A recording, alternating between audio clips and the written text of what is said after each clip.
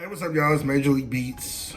So, a lot of people ask me via email, social media, DMs, Twitter, etc., how I started making poetry beats. So, I said, well, I'll just make a video and kind of cover it. First of all, I've been playing piano since around fifth, sixth grade, which was completely by accident. I was staying with my grandmother and my dad. And my grandmother came, my grandfather bought a piano from one of his customers. He owned a truck towing service. And so my grandmother was like, nah, get that out of here. I don't want no piano. I won't have no room for it. Blah, blah, blah, blah. So I used to just bang on it just to get on her nerves. You know, blah, blah, blah, blah, blah. I want to go outside, but I live in Houston and it's extremely hot out here. So you know, it was like, nah, you can't go outside. It's the middle of the day. It's scorching hot. So I was in the house quite a bit, unless it was like, you know, earlier in the mornings or evening time. So I actually one day just kind of poked around on the piano a little bit. And I don't know, it just made sense to me. Like, I started to recognize the tonality in music. And I used to have a cassette player like everybody else back in the day, just before like CDs. And I used to, you know, just put on my headphones and kind of match the notes that I would hear. And so, I don't know, I just took a liking to it. Like, I loved it, continued to play, bought a book, learned how to read music, and piano just became my thing. So, fast forward, maybe we'll cover this in another video. Around college, a little bit after college, a friend of mine named Crystal, we used to work together at Guitar Center, and she came over one day. I was making beats.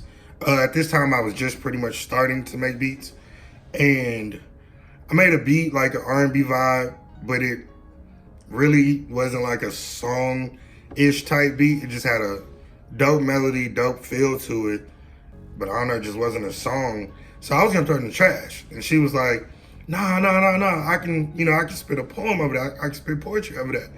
And I'm like, what? You know, like, I've never heard anybody spit poetry over music or anything like that. But I was like, okay. So she got on the mic and I recorded it. And I was like, whoa, this is actually dope. Like, she was like on the rhythm and it went together. So that particular track, I just dropped it on YouTube. And like, I was like, okay, no big deal. So I made probably like 2 or 3 more. Same thing, because that was something, those type of beats I make just naturally. Like, I don't use them for R&B or hip hop. I just make them and sit them to the side basically and just listen to them because they feel good. They sound good. You know, I don't have to think about, oh, verse this or this needs to be a hook or let me make a bridge. It's like, you know, it's just feel good music. It doesn't have a box to put it in. So I made a couple more and posted them. And so like I started posting them on YouTube, and then probably like a year or 2 it went by. And I didn't make any more. I started working with artists more and songwriters, and had moved to Atlanta and was doing something totally different. And so I checked my YouTube one day. I'm like, oh, I think I'm gonna start back posting, you know, videos on YouTube. Mind you, when I left my YouTube where it was the first time, probably had, let's just say 500 views total. Like, of all my videos on there, videos was 30 views, 40 views. Like, I would go crazy if I seen, you know, something maybe had 100 views, but probably not at all at that time. So I go back like 2 years later, and I click like the About Me page, and it's like your about like views was like 120,000 or something. It was mind blowing to me. It was just like, what? Wait, let me go through, like, did something go viral that I not know about? You know, did something happen? And it was it was my poetry beats. Like, I had like a Wale poetry beat on there, I think, and it was like 30, 40,000 views. I had another beat on there, it was like 40,000 or some odd number of views. It was just like, whoa, like people actually looking for this or interested in this. Like, it's like maybe I'm onto something. And so I just started doing it. Like, I mean, it was like, okay, I'm connecting with people. I mean, crazy amounts of comments, and I'm like, man, I dropped other beats and this and that. Like, nobody paid attention. But when I dropped the poetry beats, like, people were just like, ah. So it just became a thing. Like, and it was something that I naturally was doing anyway. Like, I mean, I have tons of beats that I don't use for my R&B clients or hip hop rap clients or crossover music. It's just, I sit in front of the piano and I want to make something that just feels good. I don't have to think about, oh, you know, the drums need to be like this or this need to be like that or any of that. Like, I can just, you know, just make good music and just let it go. But people started, you know, emailing me, and I had a website at this time for like pretty much my R&B hip hop stuff, and people would just, hey bro, do you make? I mean, can I purchase, you know, poetry beats, or can we work on things? Can we do? I was like, this is like really something, and I mean, it's just been amazing. Like, I mean, I've worked with people from countries everywhere. Tons of people in like London, Canada, South Africa is one of my big markets. Dominican Republic, Jamaica. I just sold a beat the other day to a client from Jamaica.